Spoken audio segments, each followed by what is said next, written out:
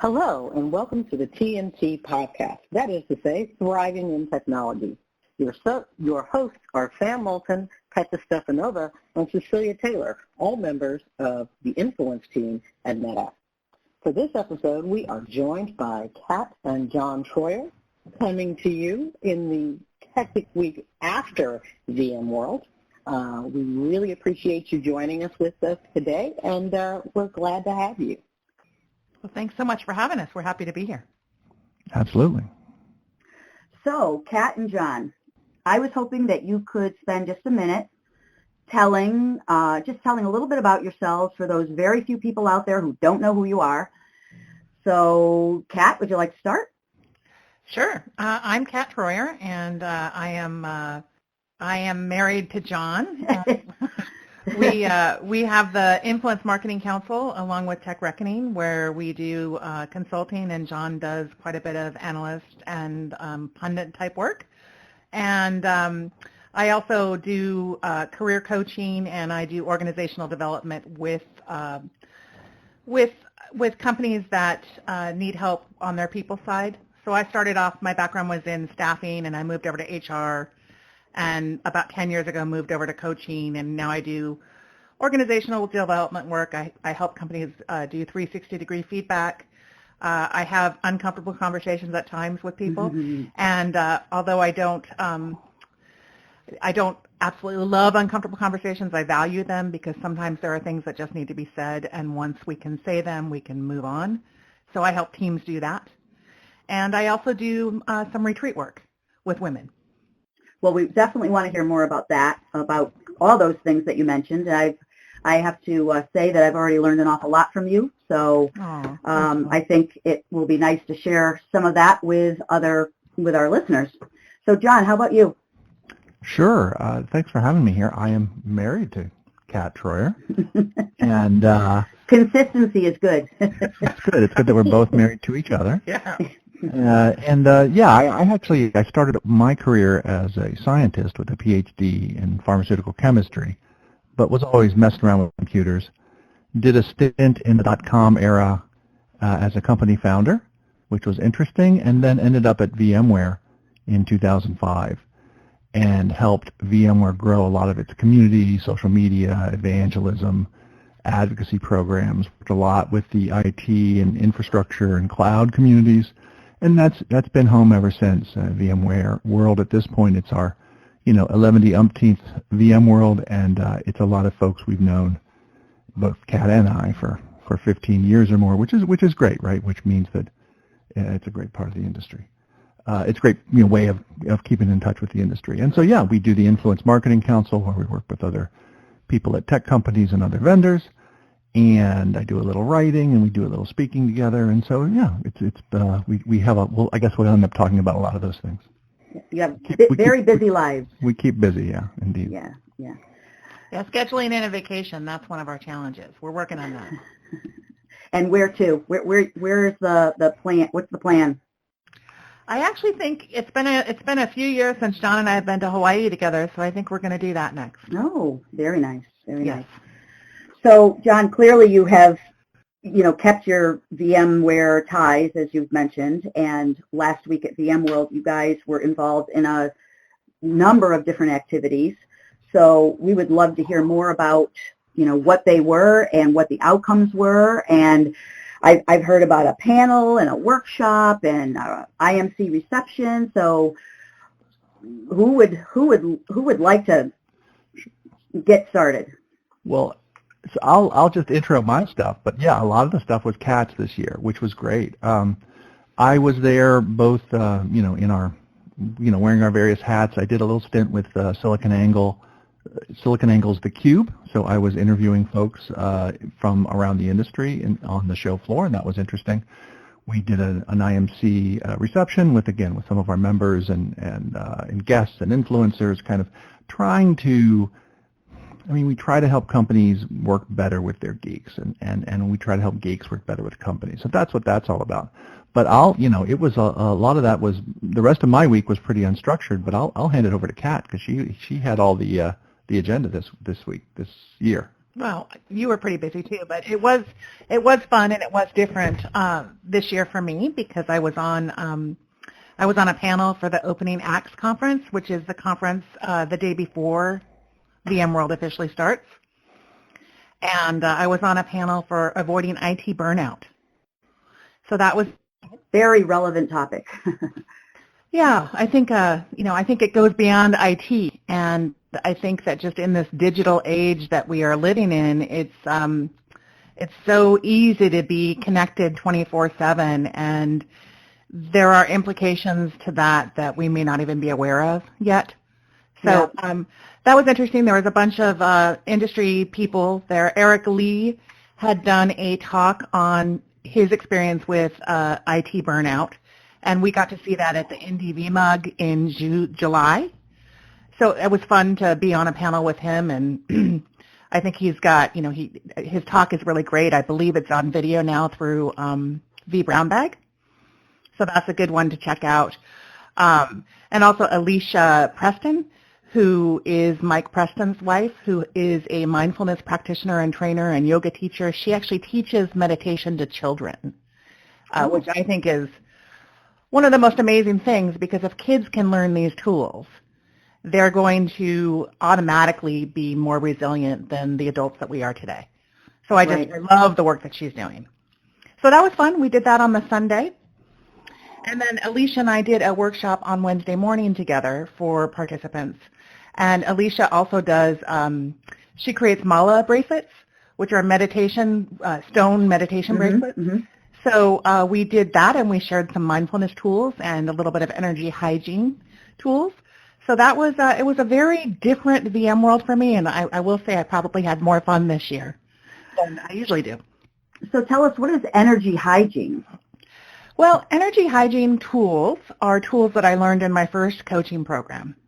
So I like to, when we think about personal hygiene, right, we brush our teeth every day.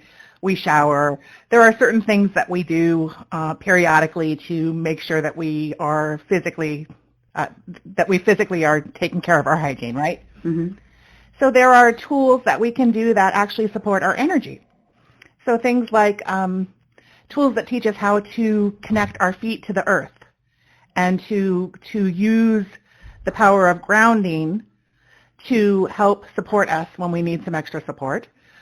Things like tools that teach us how to get present, and tools that teach us how to clear our energetic body. Because if we are sensitive, which many of us are on the planet today, it's real easy to pick up other people's energy. I mean, just sometimes I feel like going to a grocery store, but being at a place like VMworld last week, I found myself having to rely on those tools just to keep my own energy intact, right, without picking up everyone else's energy. So those are tools that I teach. So Cecilia, I want to give you an opportunity to ask some questions here. I'm kind of doing all the talking, but I don't know if you have anything that you'd like to ask Kat about the workshop or the panel. I think both of them sound fascinating. I like to learn about new tools that are going to help me be more productive or more, have a more positive outlook on life. I think that, in talking about that energy hygiene, that sounds pretty interesting to me in terms of how do you manage that and literally those, more specific techniques. I know that you probably have some resources that you could probably share with us that we'll be able to add to this, but I was just wondering if you could just, give us a sample of some of the things that we can do to make sure that our energy is in check. Okay. So one of the first things is grounding, and the easiest way to ground is just to become aware of your feet and the connection that your feet have to the earth. So I'm on the ground floor right now of our home office, so I'm pretty close to ground. But if I was up a couple floors, which you guys might be, you can still connect to the earth, and I kind of have people imagine that roots are coming out of their feet and into the earth. And then when you take a breath in, you can actually feel just a little bit more support. And having our feet, awareness of our feet on the earth is pretty important. And it's so easy being in this digital age to be in our heads. And just by having that awareness on our feet, and sometimes I'll just move my toes, and that helps me to get my energy down to my feet. So there's one thing, being grounded. And I have I actually have an ebook that is on my website that is a free resource for folks. My website is KathleenNelsonTroyer.com, and the book is called 8 Sparks to Ignite Your Inner Wisdom. And in that book, there are a couple meditations that kind of take you through this kind of energy hygiene process. And I'll be doing more of that over the next year, kind of breaking that down and sharing that with folks that are interested. Mm-hmm. John uses them, right? Yeah. I mean, I usually just think of it as visualizations. Mm-hmm. You know, there's lots of ways of, you know, like you said, you walk into a room with somebody who's angry, and you start to reflect that anger. Either you become apologetic or you become angry. You walk into a room with somebody that's jittery, and you become jittery. That's their stuff, not yours. And there's lots of ways of being present, and, you know, there's meditation practices, there's prayer practices, there's just taking a deep breath, which stimulates part of your autonomic nervous system and helps you calm down. And so a lot of Kat's tools are really kind of cool, in this vein at least, are very kind of cool visualizations that engage part of your brain. And while you're envisioning being solid on the earth, right, that actually, you know, has implications on a lot of different levels to kind of make you calm and make you present and make you, you know, again, open your energy to the other person and or protect it, whatever you need to be, right? You're solid on the earth. Well, when you throw those roots down, you can also release anything that doesn't belong to you. And that, you know, it's when we keep ourselves too full with stuff that doesn't belong to us when we can feel scattered.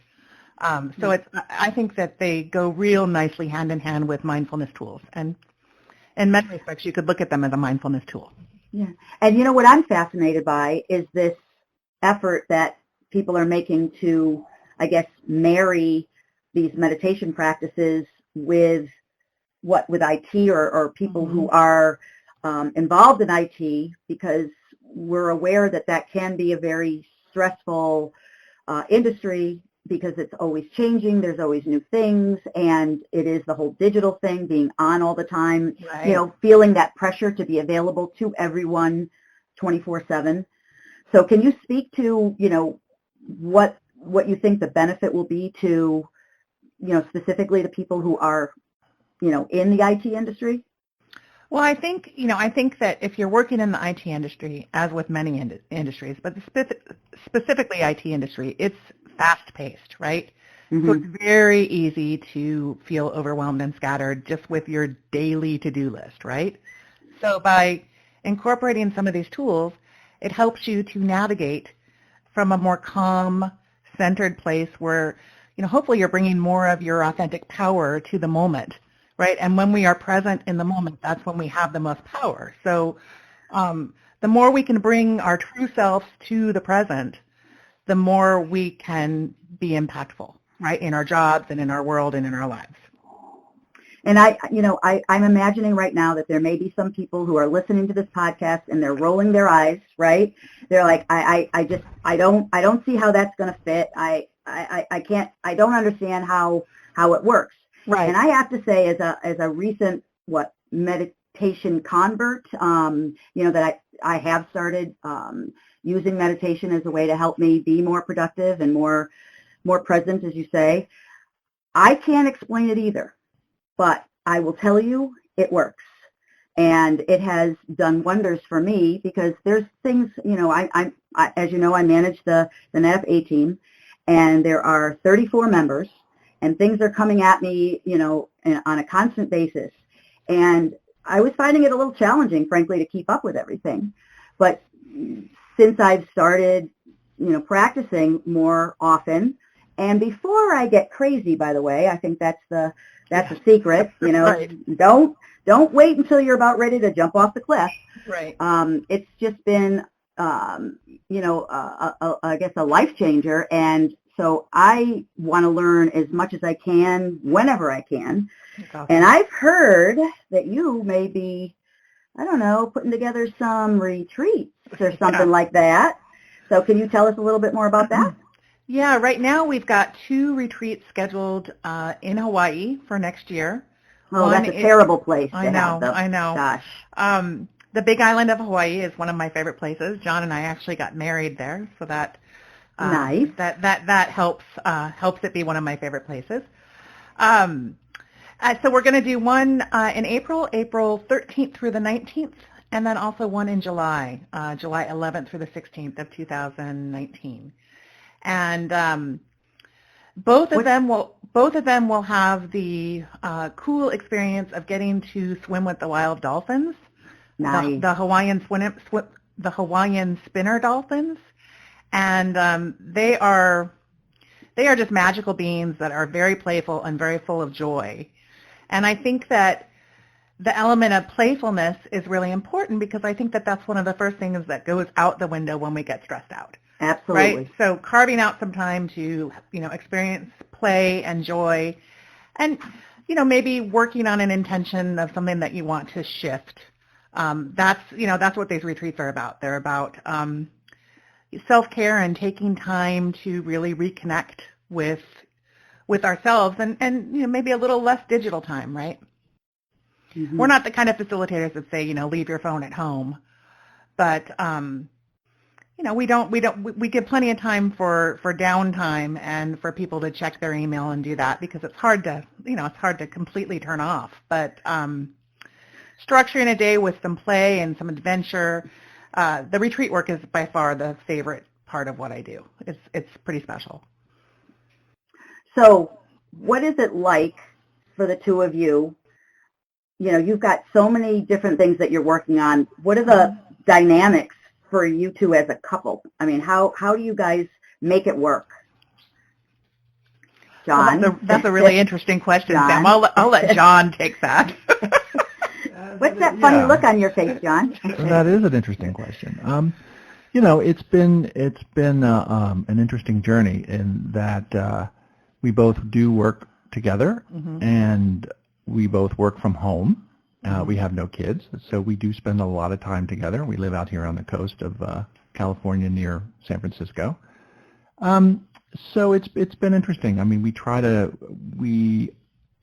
we're in some ways as a couple we're more alike than different. There's some couples I think where one person is the salesperson and one person is the tech, or one person is the consultant and the other person is the back office. We both interact with consulting with clients a lot.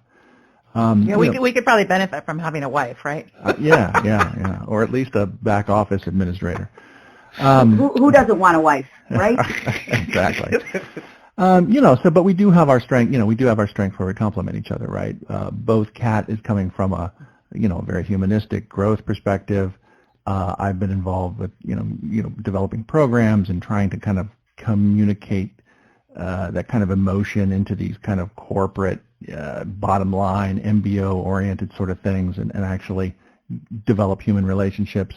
Kat has decades of experience as a consultant and a salesperson. I have a tendency to be a little bit more in my head. So we try to use those as complementary. Kat still has clients on her side of both the retreats and the HR and organizational leadership development. We collaborate on the IMC. We're building out more of the tech reckoning side. So it goes day by day. Like I say, we try to develop our strengths. We do have a couple of rules, though, Kat. Right, Kat? We're actually doing a new one right now as we're working on digital detox. This is today will be day 8, right? We are trying to practice. I'm going to let you talk about it more, John. But we're trying to practice what we preach. We're turning our phones off. Shocking. Like the funny thing is, when are you doing? What time? We are 8 turning, p.m. Ah. And the funny thing is, half the people we tell go, "Well, I do that already." Like, no, you don't already do that? You don't already do that? Somebody said that to us. Mm-hmm. I don't answer any emails after dinner. And then half the people look at us like we're crazy because how could we possibly do that? So it's been fine, right? You turn them off after dinner or about around 8. You turn them back on in the morning. Emails are still there. The news is still there. The politicians are still there. Twitter is still there. Mm-hmm. Facebook likes are still there. The videos that you didn't see yesterday, you'll see today. So, that's been super good. I mean, we always had certain rules, like we very early learned that we cannot talk about like finances in bed. Like that's a bad idea. Yeah, John would say, "Oh, I'm worried about the bank balance," and then would start to snore, and I would then lose sleep. But it does, with both of us being involved in the same companies, it does, we share similar rhythms in terms of the highs and the lows, right? Entrepreneurship is very much about very high highs and very low lows of like, oh, we got the deal, we didn't get the deal, we got a huge check, we didn't get a huge check, this was fun, this was not fun, in a way that's, so we share those rhythms. That's a little tougher. It's that you can't come home, like Kat can't come home to me and go, oh, I had a really hard day with this client or my boss. My business partner was an ass today. I just can't do that. Yeah, or like, I'm sure, honey, I'm sure you'll do great at it, because we both know what it looks like, right? We both on the inside of it.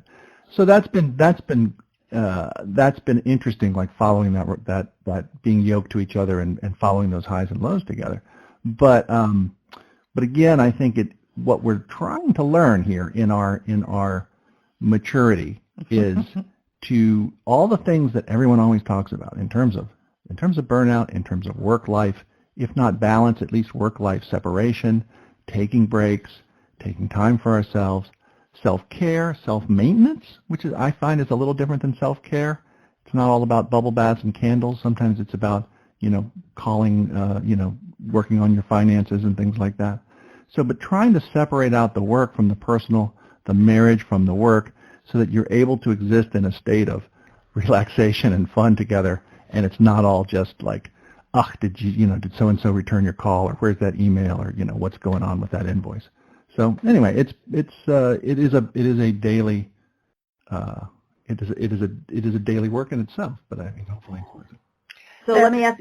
Oh, sorry. I was just going to say, do you guys by any chance have like a safety word or some mechanism you use when, there's a interesting look on Kat's face right now, when somebody is just pushing too hard or isn't aware? I mean, how do you guys handle? I mean, is there something you do for that? It sounds actually like a good idea. We do not, as far as I know. Occasionally, we will go to different parts of the house and then process and come back later and discuss. Yeah, I've definitely learned in the last year or so, if I am feeling an emotion intensely, it may not be the best time for me to communicate. Right? I might say something that I don't want to say, so I have been practicing personally for the last year to give myself space to feel the feelings, process them, and then think about what I want to say. And so that's been super helpful for me personally, and my guess is John probably appreciates that too.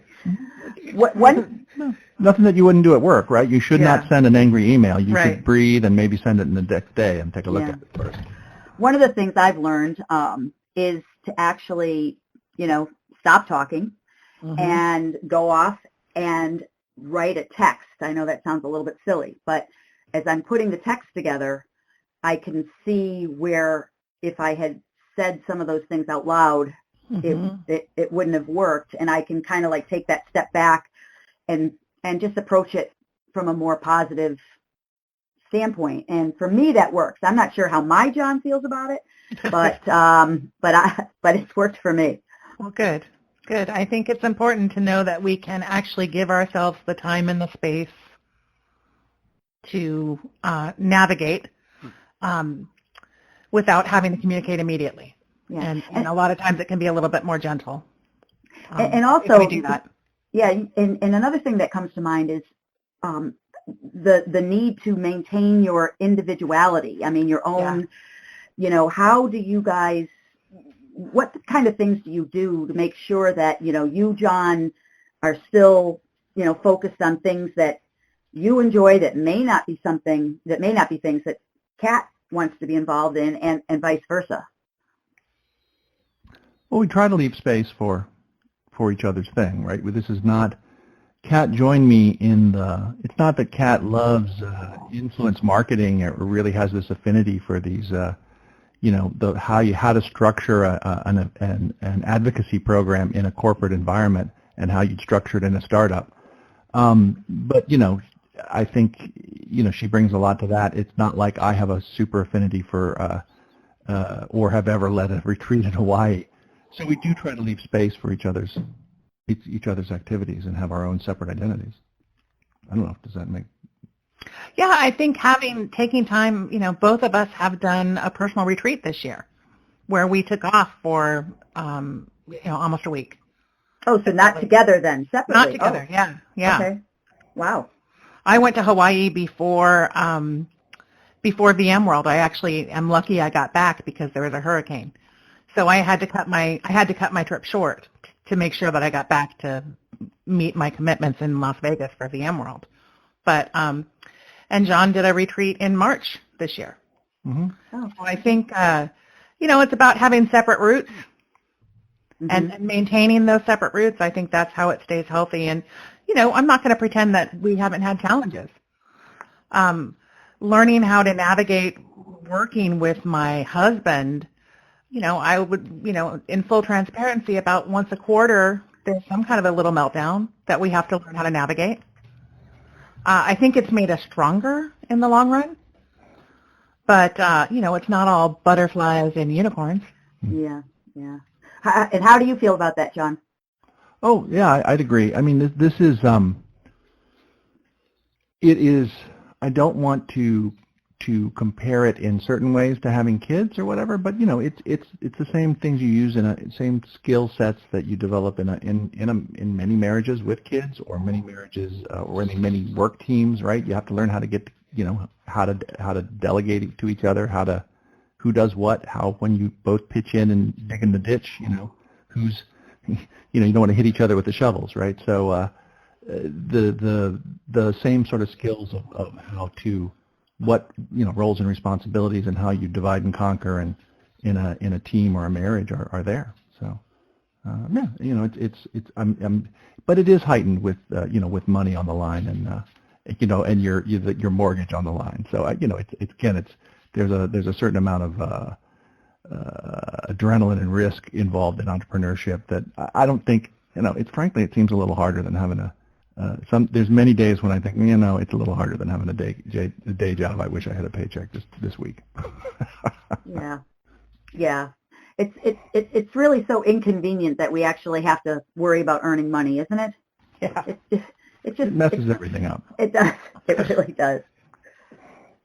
I have a question, and it kind of goes back to, and probably now that we've kind of reached that kind of middle point of life, we kind of go back and like, if you were giving advice to your younger self, if you could go back and say, I'm going into this technology world and going into this technology arena, if you could give advice to your younger self, what would that be? I would say that's a good question. That's a good question, I said as I tried to kind of formulate my thoughts. But in terms of career and in terms of personal advice, right? I've given this advice to others, and I think I would give it to myself too, and it's what I need to hear, which is that be braver, be less scared about things, try things, and have a bias towards action. I am trained as an academic. I spent years and years and years in grad school, and that's kind of a slower. There's a bias towards a slower pace and a more less bias towards direct action. So I think I've seen from people in careers, people who are less afraid of trying things, people who have a bias towards getting things done, and then finally the final thing is help as many people as you can. I mean, those are the kind of the three things that I might give myself advice, and I will give advice to everybody, which is that one of my favorite kind of statistics or studies at the moment is a study that comes out of Harvard, and it's a longitudinal study that started with a bunch of Harvard kids and now has extended to many, many people in many, many classes and walks of life. But basically, it's a longevity and happiness study, and you'll see it referenced in a lot of things about happiness and living a good life. But basically, the one constant, there were a few other things, but the strongest predictor of a long and happy life and a healthier life is connections and strong relationships. And that was true if you're rich or you're poor or you're white or you're black or you're a man or a woman. If you have stronger connections and family relationships, or not family, but just stronger relationships, you do better, you feel better, you are healthier. And that hits a lot of people as they retire and they lose their work network. But that's something for us all as human beings to recognize, especially as we tend to be, some of us are introverts, some of us tend to be on the computer a lot, and I love social media and connecting with people on the computer, but it's not the same as having, somebody at the table and literally breaking bread with them. So, I don't know, maybe that's a fourth thing. I think all of those are good. What would I add? As far as, when you're getting started, maybe follow your passion, follow your joy, maybe pay a little less attention to what other people think you should be doing, and learn how to trust your own, to pay attention to those messages that we get. So I'd say follow what you're passionate about and learn as much as you can about that and become an expert in that. And then secondly, and maybe this is more of a female thing as opposed to a male thing, but, maybe don't care as much what other people think about what you're doing. As I've gotten older, I've definitely taken on more of that attitude, and it's just so much lighter. Like, who cares what people think anyways, right? People are going to think what they think, and we have no control over that. So follow your passion. Don't care so much what people think, and give back. Give back where you can. Mm-hmm. Yeah, you both have said that. I think that's important. Yeah. Well, that's good advice, I think, for everybody. And did we not ask you about something we should have asked you about? Some of the work you did at VMworld or things that are coming up? Is there anything that you'd like to share with us? I mean, for the tech community, I'd say keep a little tickler out for techreckoning.com. That's in the process of being changed up a little bit. There should be some interesting stuff around podcasts and around live streaming and around people who are interested in being more active in the community. I have a love-hate relationship with the word influencer, but what we've learned is there's a set of people inside these communities of practice, like the tech community, who if you give more into the community, right, you create things, and that energy in those creations can have a profound effect both on your current job and on your career and on your career satisfaction and your job satisfaction. So, I want to continue to work with people to help them. Like, it's not like how to be a blogger, but that's part of it, right? And so I think if people, even in 2018, there is still a huge amount of value in becoming active in your tech community, and we learn. The Roman the Seneca said, we learn by teaching, and that's really true. And so the more you can do that. So anyway, that's a long answer. The short answer is watch Tech Reckoning. I don't know, Kat, anything else that we should have talked about from VMworld, et cetera? Is there a recording of the opening acts? I believe there is. I think it was recorded, yeah. Yeah, we'll try to hunt up that link for y'all. Okay. Yeah, I think we covered most everything that we've got going on. I will be updating my website soon with retreat information, but those dates, I think they're solid for next year. Very good. Very good. Well, we'll include all of the, the links or the information that you have shared with us in the show notes. So anything you'd like us to include, please send it on over to Cecilia and I. And I should say, too, that we're very sorry that we didn't have Petya joining us today, our third. If you have a co-host, that's two. What do you call it when you have three? I don't know. Anyway, she was... I think co-host is okay. Co-host can be for more than one. A triple co-host situation, yeah. Anyway, she is enjoying a lovely vacation in Florida. So we will follow up with her when she gets back and let her know that we were able to catch up with you guys. So and we enjoyed spending time with her last week at VMworld. That was fun to get to hang out with her. Yep. She is a firecracker for sure. Yeah. So anyway, thank you so much for joining us. And Cecilia, I'll let you wrap it up.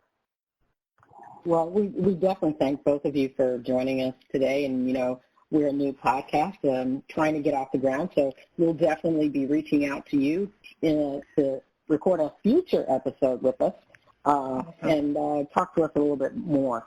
To our listeners out there, we know you have a variety of podcasts you could listen to, and we appreciate the time you took to spend with us. We'd love to hear your feedback. What works? What doesn't? What would you like to hear about next? Send an email to us, and we'll let us know what you'd like to discuss. Until next time, thank you.